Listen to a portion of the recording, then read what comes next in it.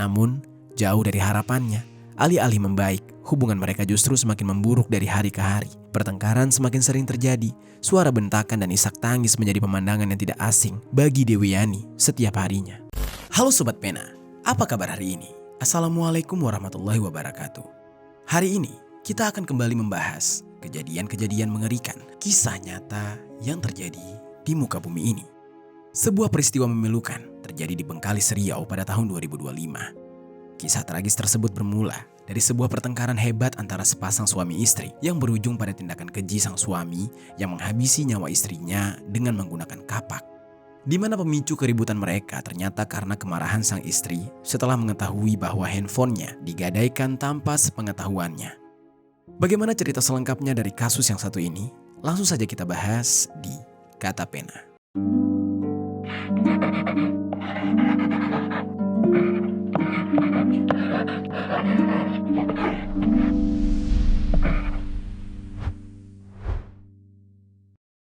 Pemirsa, seorang pria di Kabupaten Bengkalis Riau tega menghapisi nyawa istrinya sendiri setelah keinginannya untuk menggadaikan telepon genggam ditolak korban. Sebelum kita mulai ke ceritanya, jangan lupa untuk subscribe channel ini dan bagikan video ini ke teman-teman kalian. Cerita ini dibuat berdasarkan berita yang sudah beredar dan diterbitkan oleh beberapa media publik yang aku sajikan dan aku rangkum dalam bentuk alur cerita. Kita mulai ceritanya. Menjalani kehidupan rumah tangga bukanlah perkara mudah, terlebih ketika dihadapkan pada tekanan ekonomi yang kian menghimpit. Hal itu pun dialami oleh sebuah keluarga di Bengkalis Riau, tepatnya di Jalan Gajah Mada, Desa Banten Tengah. Keluarga tersebut dipimpin oleh seorang pria yang berusia 37 tahun bernama Nali. Tidak banyak informasi di media yang menjelaskan secara detail mengenai latar belakang kehidupan mereka, termasuk pekerjaan apa yang sehari-harinya dijalankan oleh Nali.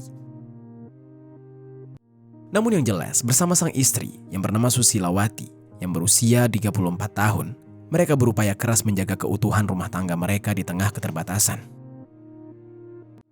Terlebih pasangan yang sudah bertahun-tahun menikah tersebut sudah dikaruniai seorang anak perempuan bernama Dewiyani yang di saat itu sudah berusia 13 tahun. Dan tentunya anak perempuan mereka itu tidak hanya harus diperhatikan persoalan masalah gizinya, tetapi juga kelangsungan hidupnya yang lain, termasuk biaya pendidikannya. Pada awalnya, meski hidup di dalam keterbatasan, Nali dan Susilawati masih mampu menjalani kehidupan rumah tangga dengan saling mendukung dan berusaha menerima keadaan satu sama lain. Mereka mencoba tetap bertahan apapun yang terjadi, sambil membesarkan putri sematawayang mereka.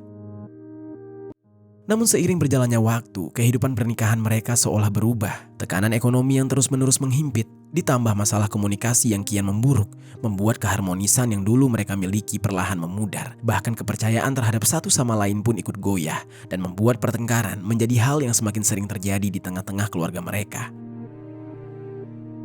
Menghadapi ketidakharmonisan mereka yang teriring dengan tekanan hidup yang sulit, sikap Nali perlahan berubah menjadi kasar kepada Susilawati, alias Nali kerap melakukan kekerasan dalam rumah tangga, alias KDRT terhadap istrinya tersebut.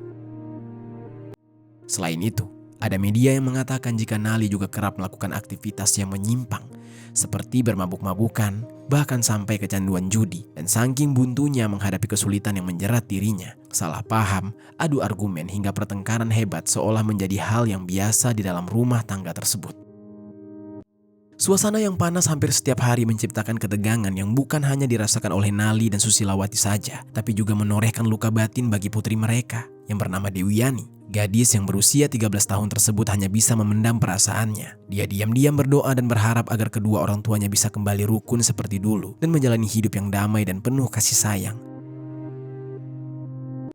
Namun, jauh dari harapannya, alih-alih membaik, hubungan mereka justru semakin memburuk dari hari ke hari. Pertengkaran semakin sering terjadi, suara bentakan dan isak tangis menjadi pemandangan yang tidak asing bagi Dewiyani setiap harinya.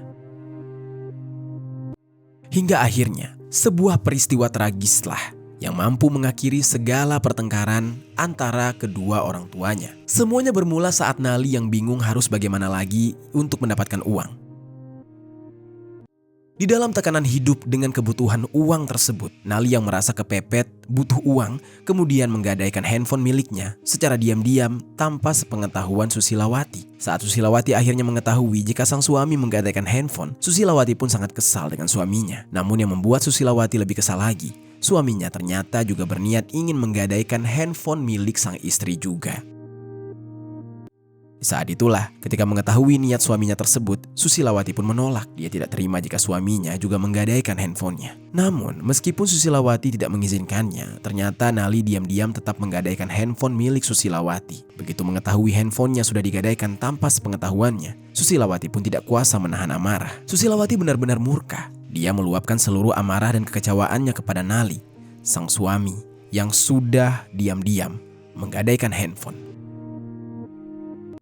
Entah mungkin saja dengan hiruk-pikuk kehidupan yang dia hadapi, handphone menjadi salah satu pelarian bagi Susilawati. Lewat layar kecil tersebut mungkin dia bisa merasa sedikit waras. Entah karena bisa berkomunikasi dengan orang lain atau hanya sekedar menonton tayangan ringan di media sosial yang menghibur dirinya.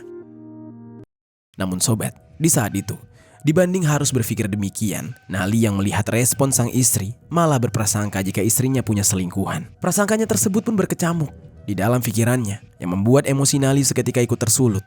Dan sore itu, sekitar pukul 16.30, pada hari Minggu tanggal 13 April 2025, mereka yang sama-sama tersulut emosi kembali bertengkar hebat di dapur rumah. Pertengkaran mereka sangat alot, juga turut disaksikan oleh anak mereka Dewiani, yang sangat ketakutan dan sedih saat mendapati kedua orang tua mereka lagi-lagi bertengkar hebat. Hingga kemudian, Nali yang baru menyadari jika sebaiknya anak perempuannya tersebut tidak mendengar pertengkaran mereka. Dia pun meminta anak perempuannya itu untuk pergi bermain saja di rumah neneknya, alias orang tua dari salah satu di antara mereka, yang mana lokasinya tidak terlalu jauh dari rumah utama mereka. Setelah Dewiani akhirnya memutuskan pergi dari rumah tersebut menuju ke rumah neneknya karena tidak ingin mendengar pertengkaran kedua orang tuanya, Nali dan Susilawati malah semakin leluasa meluapkan seluruh emosi mereka. Hingga akhirnya pertengkaran yang seiring waktu kian alot tersebut lambat laun mengikis kesabaran dan akal sehat Nali. Amarah yang membara di dalam dirinya akhirnya menguasai semuanya. Nali yang tidak bisa mengendalikan diri lalu melangkah ke arah lemari makanan di rumahnya. Sesampainya di lemari makanan, Nali membungkuk lalu menarik keluar sebilah kapak yang terselip di bawahnya. Dengan tangan gemetar dan penuh emosi, Nali menggenggam kapak tersebut erat-erat. Tanpa memberi kesempatan pada Susilawati untuk melindungi diri, kapak itu langsung dia ayunkan ke arah leher sang istri dengan begitu brutalnya. Suara hantaman logam tajam menghantam daging terdengar begitu nyaring di dalam rumah yang hanya dihuni oleh mereka bertiga. Mata kapak itu menancap lalu menyayat dalam, menciptakan luka besar yang langsung memicu semburan cairan merah dari leher Susilawati. Rasa sakit di lehernya pun membuat tubuhnya limbung. Tangannya berusaha meraba leher yang mulai dipenuhi cairan merah dan rasa sakitnya kian menjalar ke seluruh tubuhnya. Susilawati akhirnya roboh ke lantai. Ketika Nali melihat istrinya sekarat, rupanya tidak membuat dia merasa iba dan menyesal. Apalagi di saat itu, emosinya masih membara. Padahal yang dia tebas adalah istrinya sendiri, orang yang selama ini hidup bersamanya. Tapi malah yang ada, Nali justru semakin kesetanan. Seolah tidak puas, dia kembali melayangkan kapak di tangannya ke arah leher Susilawati. Cairan merah kembali memuncrat. Luka yang sudah dalam kini semakin menganga dan pada akhirnya, Susilawati tidak bisa menahan rasa sakitnya dan dia tewas seketika.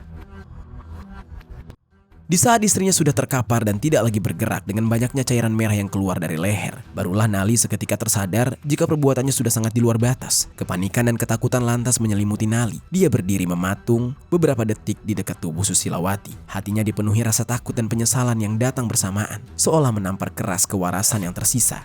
Di dalam kebingungan, dan dia berjalan tergesa ke pintu dapur dan keluar rumah, lalu berlari menuju rumah pamannya, yaitu seorang lansia berusia 59 tahun bernama Umar.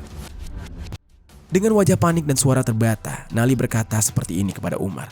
"Saya bacok istri saya, ini kapaknya." Begitulah kurang lebih, seraya dia menunjukkan kapak di tangannya yang masih berlumuran cairan merah. Ketika mendengar pengakuan Nali, Umar sontak terkejut. Sementara itu Nali masih terengah, tubuhnya gemetar. Dia tidak sanggup memegang kapak itu lebih lama, dan lalu membuangnya di halaman rumah. Umar yang masih mencoba mencerna pengakuan Nali lantas mencoba memastikan kebenarannya. Umar masuk ke dalam rumah Nali dan benar saja dia menemukan Susilawati sudah tergeletak dengan banyaknya cairan merah. Mendapati kenyataan tersebut, Umar langsung mengamankan Nali. Umar pun lalu memberitahu anggota keluarganya yang lain termasuk beberapa tetangga terdekat di rumahnya. Tidak butuh waktu lama, kabar tersebut menyebar dari mulut ke mulut, membuat warga mulai berdatangan satu persatu, memenuhi halaman rumah Nali. Ada yang mencoba mencari tahu apa yang sebenarnya terjadi. Ada pula yang langsung menuju ke dalam rumah. Suasana berubah gaduh. Beberapa anggota keluarga yang datang lebih dulu tidak kuasa menahan kesedihan. Isak tangis mereka benar-benar pecah di saat itu. Di tengah kegaduhan dan kesedihan, Astuti, adik dari Susilawati yang mengetahui kejadian tersebut pun lalu segera melapor ke Polsek Bantan. Tidak butuh waktu lama, laporan itu langsung ditindaklanjuti. Petugas kepolisian bergerak cepat menuju lokasi kejadian. Setibanya di sana, petugas langsung mengamankan Nali yang di saat itu sudah berada di bawah pengawasan pihak keluarga dan warga sekitar. Selain itu, polisi juga menyita barang bukti berupa sebilah kapak yang dibuang di halaman rumah, serta sehelai pakaian korban yang sudah bersimbah cairan merah. Sementara itu, setelah mendapatkan persetujuan keluarga, jenazah Susilawati kemudian dievakuasi dan dibawa ke RSUD Bengkalis untuk proses otopsi. Usai menjalani otopsi, jasadnya kemudian dikembalikan kepada keluarganya untuk kemudian dikebumikan. Mengacu pada adat yang dianut oleh keluarga dari suku Akit, prosesi pemakaman tidak dilakukan segera, melainkan direncanakan 3 hari setelah kepergiannya. Selama masa penantian itu, rumah duka terus dipadati oleh keluarga dan para pelayat yang datang untuk memberikan doa serta penghormatan terakhir. Kepergian Susilawati menyisakan kesedihan yang begitu mendalam bagi keluarga dan juga trauma bagi anak perempuan mereka. Setelah kejadian naas yang menimpa Susilawati, anak perempuan mereka diasuh oleh anggota keluarga terdekat. Dan selain itu, Dinas Pemberdayaan Perempuan dan Perlindungan Anak juga turun tangan untuk memberikan pendampingan serta bantuan pemulihan mental bagi anak mereka guna meminimalisir dampak psikologis jangka panjang. Kejadian yang menimpa Susilawati sontak menjadi perhatian luas, bukan hanya diperbincangkan di lingkungan sekitar. Kasus ini juga mencuat di berbagai platform media sosial yang ada di Indonesia. Banyak warganet yang menyayangkan kejadian tersebut, menyebutnya sebagai tragedi rumah tangga yang miris dan memilukan. Sementara itu, Nali yang sudah menghabisi nyawa sang istri harus mempertanggungjawabkan perbuatannya di mata hukum. Dia dibawa ke kantor kepolisian untuk dimintai keterangan lebih lanjut. Kepada polisi, Nali mengakui perbuatannya. Dia mengaku tega melakukan tindakan yang sangat sadis tersebut karena kesal terkait masalah gadai handphone. Keterangan dari para saksi pun mengungkap jika selama menjalani bahtera rumah tangga, Nali memang kerap melakukan tindakan kekerasan kepada istrinya. Yang mana tindakan kekerasan itu terakhir kali dia lakukan sampai merenggut nyawa sang istri. Atas perbuatan sadisnya, Nali harus menelan kenyataan bahwa dia resmi ditetapkan sebagai tersangka. Dia dijerat dengan pasal 44 ayat 3 Undang-Undang Nomor 23 Tahun 2004 tentang penghapusan kekerasan dalam rumah tangga, jungto pasal 338 dan pasal 351 ayat 3 KUHP. Dari konstruksi hukum tersebut, Nali terancam hukuman pidana, penjara paling lama 15 tahun.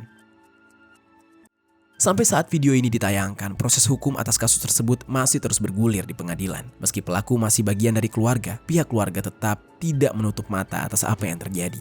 Mereka tidak menyangkal bahwa apa yang dilakukan oleh Nali adalah perbuatan yang keji dan sepenuhnya menyerahkan proses hukum kepada pihak kepolisian serta pengadilan untuk menghukum pelaku sesuai dengan aturan yang berlaku. Itu dia sobat, kisah dari Susilawati, seorang istri yang dihabisi dengan kapak oleh suaminya yang bernama Nali hanya karena masalah pertengkaran gadai handphone. Apa pelajaran yang bisa kita ambil dari kisah ini? Oh ya sobat, aku pengen ngasih tahu ke kalian, Kata Pena tergabung di dalam program YouTube Shopping Affiliate. Nah, buat kalian yang sedang mencari barang-barang yang menarik dan keren, aku punya beberapa rekomendasi produk untuk kalian. Kalau tertarik, langsung saja klik link produk di pojok kiri bawah untuk pembeliannya.